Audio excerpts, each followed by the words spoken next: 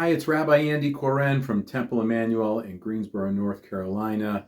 We find ourselves back at the beginning of the Torah, and yet this Shabbat, as we head into the Shabbat, it just feels really different than many other Shabbats. I've spoken with many friends who say, we just feel like we can celebrate again. And yet, on the other hand, they say, and yet think about all of the pain that we've experienced. And you could even say that others have experienced.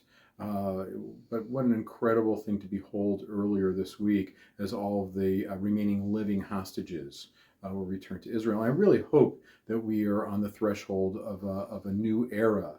Not just for Israel, not just for Israel's neighbors, but also for the Middle East. But again, we find ourselves at the beginning of the Torah, and there we find that story of creation. And please, I'm not among the people that take that story literally, that the universe was created in 7 days.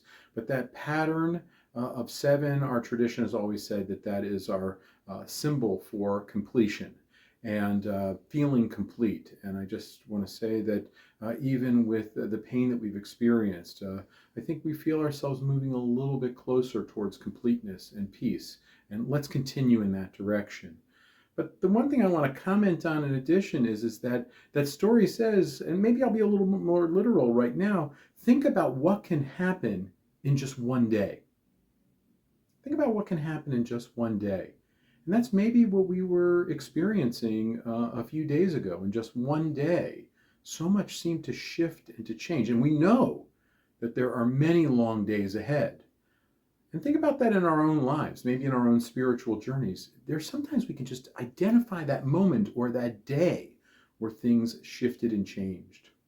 I also love how this week's Torah portion includes that imperative that we take some time to rest. So as we make our way into Shabbat, I really hope that this will be a time where we can consider not only how things can shift within our own lives in a very short period of time, even though they may take a long time to further develop, but also to think about the beauty and the value of resting, of Shabbat.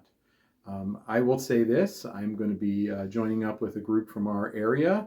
Our federation has an interfaith trip to Israel. I'll be sending regular reports, and I hope that you'll stay tuned and follow along for some maybe closer than we've had most recently observations from what's going on within Israel and maybe more broadly in the Middle East.